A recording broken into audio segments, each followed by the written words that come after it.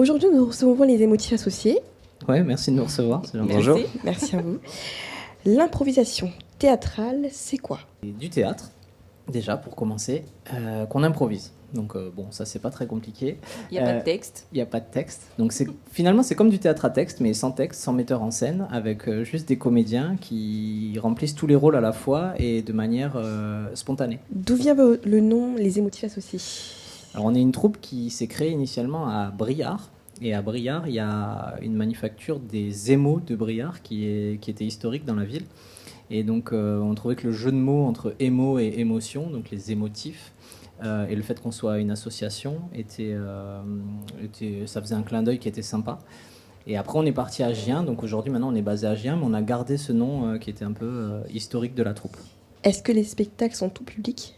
On fait différents types de spectacles en réalité. On a des cabarets d'improvisation, donc là où c'est vraiment que notre troupe, des matchs où on peut inviter ou être invité d'ailleurs par d'autres troupes qui font de l'improvisation également. Et hier, par exemple, on a fait un tournoi, donc là c'est aussi avec que notre troupe, mais on varie un peu. Et c'est tout public, c'est gratuit. Par exemple, dans le public, on avait des enfants... Oui. Comme ça, là, de taille de petit, quoi. Ouais, 4 ans. 2 ans. Et Niki rigole. 2 ans, ça fait petit, mais c'est vrai qu'il y a tellement il y a des passages où il y a de l'humour visuel, donc en fait, pour les petits, ça marche bien. On essaye de faire en sorte d'être tout public dans les répliques qu'on va imaginer. De pas dire de gros mots. Voilà, de Ouais, pas dire de on gros essaye, mots. on essaye. Voilà, on essaye. Ça, c'est pas du garantie sur facture, mais on essaye au maximum d'être le plus tout public possible et le plus accessible à des gens qui n'ont pas forcément l'habitude de venir au théâtre ou de venir voir du spectacle. D'accord. Il existe des cabarets, des matchs, des tournois. Ouais. Pouvez-vous nous en dire plus sur les différents types de formats? Ouais, bien sûr. Alors, le cabaret, c'est ce qu'on fait le plus dans l'année. Comme je le disais, c'est un format où on a toute la troupe qui peut intervenir, que notre troupe, donc on n'a pas forcément d'invités ou de guests. Et l'idée, c'est que c'est les thèmes qui sont proposés par le public. Donc on a la possibilité de leur faire écrire des thèmes sur des petits bouts de papier qu'on met dans un chapeau et qu'on va tirer au fur et à mesure du spectacle et qu'on va interpréter devant eux dans des mini-scénettes, des mini-sketchs. Et ça, c'est ce qu'on fait le plus souvent dans l'année. Après, on fait 1 ou 2 matchs également, donc on invite une autre troupe.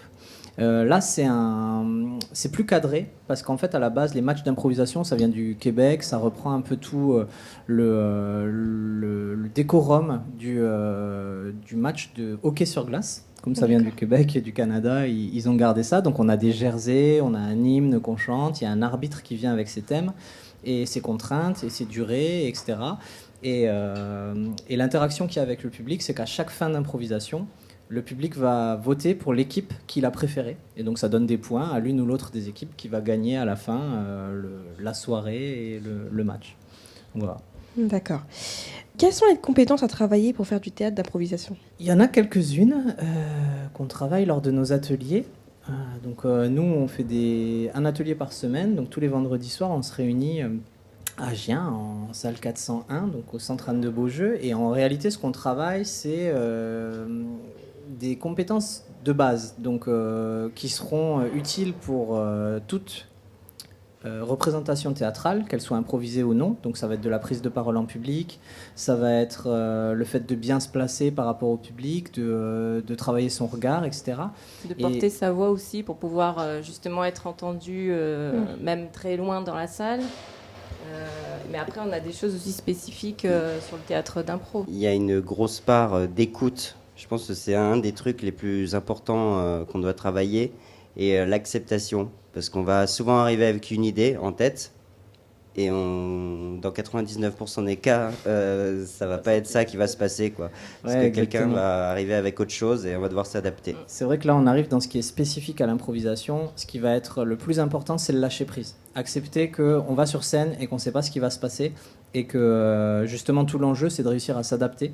Donc effectivement, après, c'est des méthodes qu'on a pour travailler tout ça, c'est-à-dire d'accepter, de dire oui, d'accepter l'idée de l'autre, de ne pas l'effacer, de ne pas la balayer d'un revers de la main parce que le public l'a vu, donc forcément ça fait partie de l'improvisation, ça fait partie de l'histoire.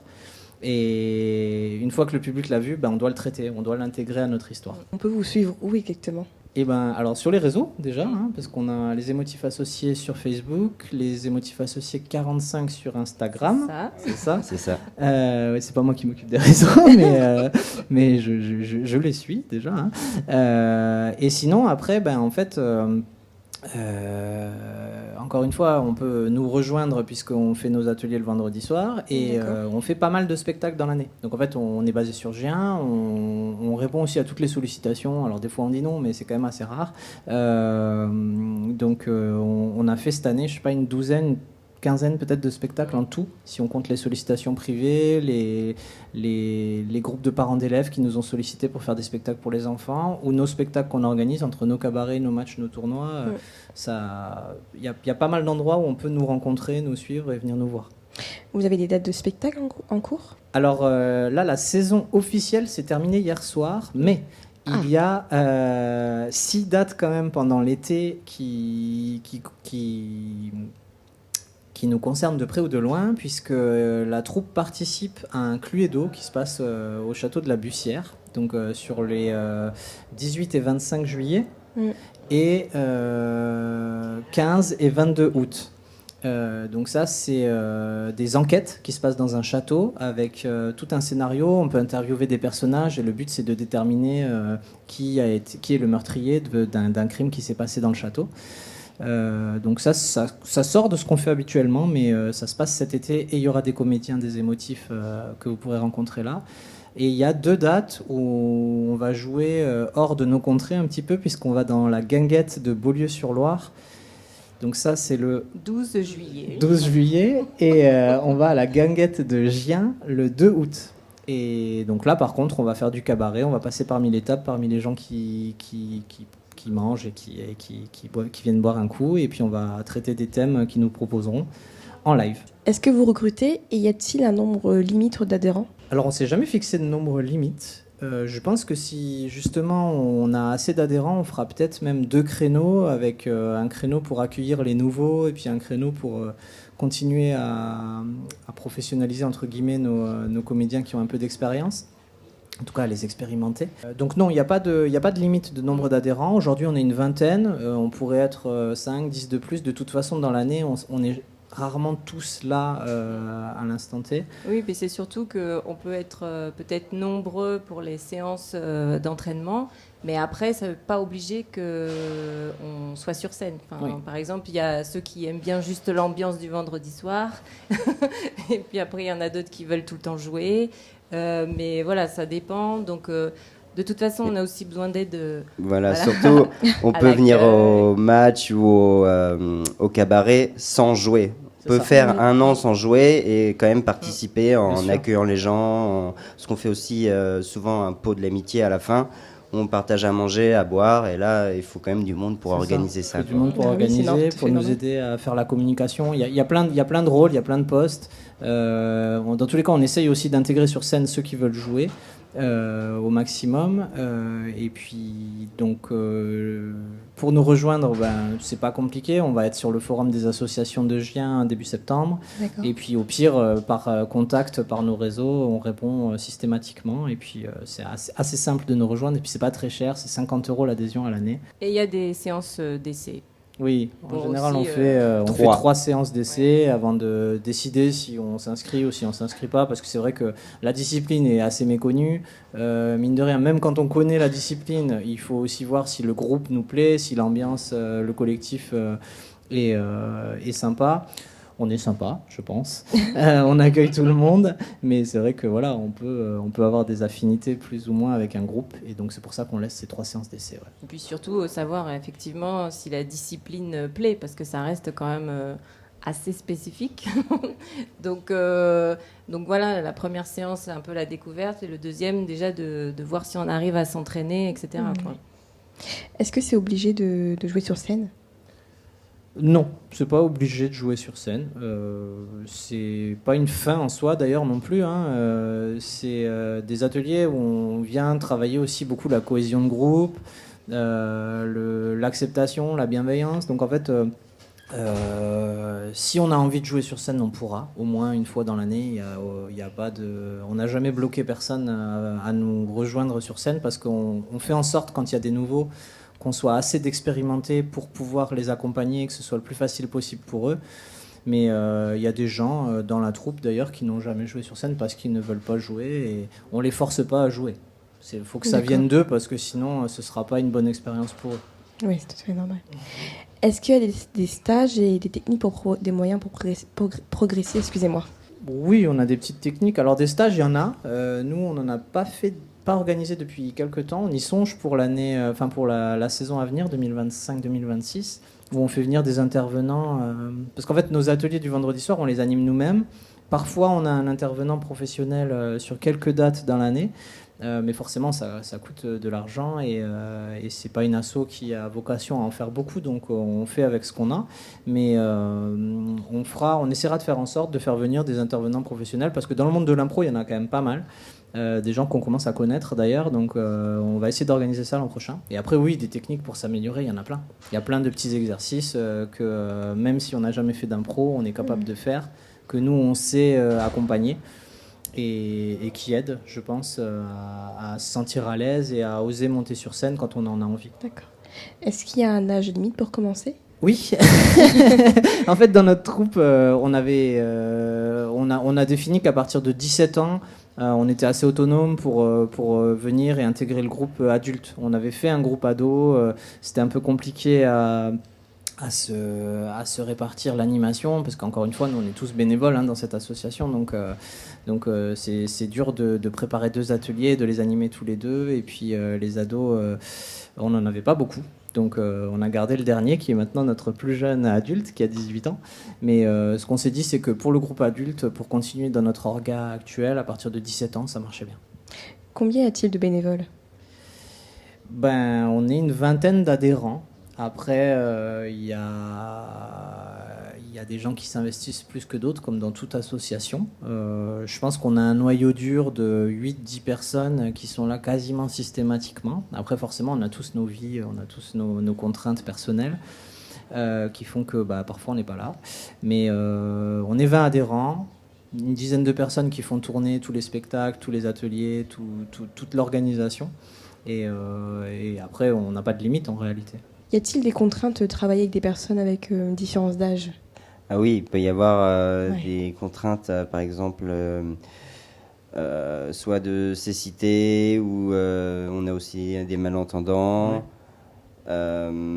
Puis les générations sont différentes, donc parfois même le langage ou quand on improvise les choses qu'on va faire, elles sont pas forcément évidentes pour les autres, donc effectivement il faut s'adapter un petit peu. C'est ça, ouais. Puis on n'a pas les mêmes références. Alors c'est vrai qu'il y a des fois des handicaps physiques, mais il y a aussi juste des fois quand on a 18 ans, quand on a 40 ans, quand on a 70 ans, on parle pas des mêmes choses, on n'a pas les mêmes références, donc ça aussi on s'adapte. Et c'est des fois très rigolo de voir quelqu'un de 70 ans jouer à un petit jeune ou de voir un petit jeune jouer une personne âgée et on s'adapte à ça. Après, ce qui est sûr, c'est qu'on essaye toujours, quelle que soit la problématique qui nous est présentée, que ce soit pour une impro ou que ce soit pour intégrer quelqu'un dans le groupe, on essaye toujours de s'adapter. On essaye toujours de faire en sorte de rendre ça possible. Des fois, c'est plus compliqué que d'autres, mais c'est vraiment l'objectif de l'association. Le fait que l'impro ce soit très libre, effectivement, on peut toujours trouver quelque chose à faire. Il y a tellement de façons de faire de l'impro, il y a tellement de contraintes possibles, de choses comme ça qu'on peut toujours trouver quelque chose qui va marcher si on essaye un peu. Quelles sont les contraintes de l'impro? Il y en a beaucoup là. Ouais. Citez-en quelques-uns. Alors, en fait, il y en a qu'on aime bien, c'est-à-dire qu'on peut en imaginer autant qu'on veut. Mais il y en a qu'on aime bien, qu'on a travaillé. Ce qu'on appelle les contraintes, nous, c'est en gros, vous nous donnez un thème et nous, on rajoute. Vous nous donnez le plat, nous, on rajoute la sauce, quoi. On rajoute une manière de le faire qui va surprendre le public. Donc, par exemple, dans ce qu'on a fait cet après-midi, il y a l'abécédaire où on va faire une impro en 26 répliques avec les répliques qui vont de A à Z, enfin qui commencent par les lettres de l'alphabet de A à Z. Mais il peut y avoir aussi des impros où on va chanter, ou une impro où carrément l'impro c'est de créer une chanson en live. Donc on a une bande son, on crée une chanson. Il peut y avoir des impros à la manière de. Donc ça va être à la manière d'une pièce de Molière, à la manière d'un film de Tarantino, et où on va devoir dans l'impro retrouver les codes de ces auteurs, ces réalisateurs. Il peut y avoir juste une impro où tout va devoir être fait en rime. Des choses comme ça. Donc en fait, il y a vraiment plein de styles et plein de manières de faire. Et ce qui est chouette, c'est que sur, par exemple, les 10-12 expérimentés qu'on a dans l'équipe, il y en a qui vont préférer l'abécédaire, il y en a qui vont préférer des trucs plus physiques, il y en a qui vont préférer être la muette parce qu'ils sont plus à l'aise dans le clown. Et en fait, on trouve toujours quelqu'un qui a envie de le faire parce que lui, c'est son truc et que les autres peut-être un peu moins. Et du coup, ça permet de lancer l'impro. Et puis après, de toute façon, on va l'aider. De toute façon, on laisse jamais quelqu'un tout seul sur scène à galérer. Comment sont choisies les thématiques d'impro ? Soit c'est le public qui les propose. Nous, on a plusieurs formats en réalité. On a déjà fait comme ça. Donc le public vient avec des thèmes qu'ils nous proposent sur des petits papiers. Ou alors on leur propose des livres. Et ils piochent dans le livre, ils regardent. Et puis ils disent tiens, cette phrase ou ce mot-là me plaît. Ils proposent ce thème-là comme ça. Sinon, c'est l'arbitre qui les décide pour nous quand on est en match. C'est ça. Et après, il y a d'autres formats où on fait... Alors nous, on l'a pas trop fait, mais il y a des formats qui existent en impro longue, où en fait, finalement, le thème, ça va être le titre de l'histoire, et l'histoire, elle peut durer 40 minutes, 45 minutes, 1 heure. Et là, le thème, on le construit avec le public, et une fois qu'on est tous d'accord sur « Ok, on va raconter cette histoire-là », l'histoire, elle débute, et puis elle nous fait tout un spectacle, quoi. Est-ce que le public participe aussi aux impros ? Ça peut. Bâti, par exemple, oui. On avait un monsieur qui avait fait une demande en mariage à la présidente de l'association pour laquelle on était venu jouer.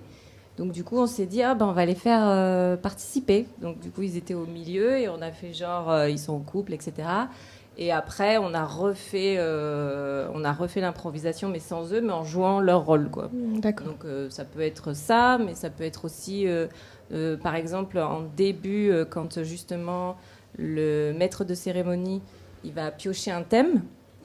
Et puis du coup, en général, il va aussi demander pourquoi vous avez choisi. Enfin voilà, il y a toujours cette interaction-là aussi qui est assez présente. Et dans certains formats, comme le match ou le format qu'on a joué hier, qui était un tournoi, là, le public vote pour l'équipe qui veut à la fin de l'improvisation, pour l'improvisation qu'il a préférée. Donc un carton rouge, un carton blanc, et chaque équipe a le sien, quoi. Et aussi comme participation, c'est plutôt pour les matchs, il y a aussi un lancer de chaussettes. Oui, on leur distribue des chaussettes. Et si l'improvisation leur plaît pas ou s'ils ont quelque chose à dire à l'arbitre, ils ont le droit de lui lancer une chaussette directement sur la scène. Ça, c'est rigolo aussi. Donc ouais, on a des interactions de type un peu stand-up, ce qu'on connaît avec des gens qui vont interpeller le public et faire des vannes en direct. Ça arrive un peu avec le maître de cérémonie. Surtout avec toi. Et puis surtout avec certains thèmes quand même qui donnent quand même, voilà. Oui, des fois les thèmes sont assez originaux, osés des fois, et du coup ça interpelle. Hier par exemple, il y avait pourquoi découper mamie. Bon, là du coup, pourquoi faut-il découper mamie ? Là, il y avait besoin quand même d'un petit peu d'éléments. Il faut du contexte pour savoir si on a besoin d'appeler la police ou pas. Voilà, c'est ça. C'est ça. Donc voilà, il y a de l'interaction avec le public, quel que soit le type de spectacle, il y en a toujours. Il y en a toujours. C'est quelque chose qui est important pour nous parce que on est là pour le public en réalité. Donc on fait en sorte aussi que ça se passe comme ça, que ce soit dans la bonne ambiance et la bonne humeur, que ça se passe, les interactions avec le public, quoi. Vous m'avez parlé du tournoi, mais pas du cabaret, du coup. On faisait en général du cabaret. Donc en fait, le cabaret, c'est vraiment là où il y a le public qui va donner des thèmes. Ok. Et nous, on joue entre nous, on va dire. Le match, on a une autre équipe. Oui. Là, c'est l'arbitre qui a les thèmes déjà imposés. Et le tournoi, ça c'était notre truc hybride, quoi. On a fait un match cabaret. C'est un match cabaret. En fait, le cabaret, la vraie différence avec le match, c'est qu'il n'y a pas vraiment de règles. C'est très libre et on fait un peu comme on veut. C'est nous qui choisissons les contraintes. Bon, même si elles sont face cachée, on a prévu une dizaine de contraintes avant. C'est nous qui choisissons le temps. C'est complètement différent. Il y en a qui adorent le match et qui détestent... désolé. Il y en a qui adorent le match et qui détestent les cabarets et vice-versa. Avez-vous un mot pour la fin ? Déjà, merci de nous avoir accueillis. Oui, merci beaucoup.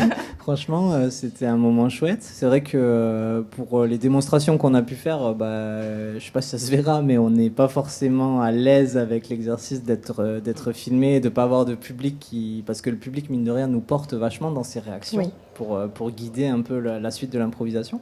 Mais c'était très chouette comme moment, c'était très chouette de pouvoir le faire. C'est une nouvelle expérience. Nous, c'est ce qu'on cherche en réalité, c'est d'avoir le plus d'expérience possible, de nous faire connaître et qu'on vienne nous voir, qu'on arrive enfin à remplir cette salle 401, parce qu'on a la chance de la voir régulièrement, c'est mine de rien. Et puis on a des gens en plus qui reviennent régulièrement. Ouais. Donc là, c'est juste qu'il faut multiplier 2-3 personnes en plus pour multiplier ça, et on sera pas mal. Mais oui, on a des gens qui viennent tout le temps. À chaque cabaret, ouais. C'est ça. Est-ce que vous pouvez nous redire où vous vous trouvez exactement ? Et bien sûr, donc les émotifs associés, on est une troupe d'impro qui se retrouve, qui est de Gien, qui se retrouve tous les vendredis soirs de 19h à 22h environ. Après chacun de nos ateliers, on a notre petit moment convivial où chacun amène un petit truc à manger, puis on est dans le partage. On fait environ un spectacle tous les 5-6 semaines. Donc soit des cabarets, soit des matchs, soit des tournois. Mais dans l'année chez nous, c'est tout ce qu'on organise. Et après, sur les réseaux. Voilà, sur les réseaux, Facebook, Instagram. Et puis on répond à toutes les sollicitations, que ce soit par message sur Messenger ou en DM sur Instagram, quoi. Merci beaucoup encore une fois. Merci, merci à vous. Ouais, c'était très cool, merci beaucoup. Merci.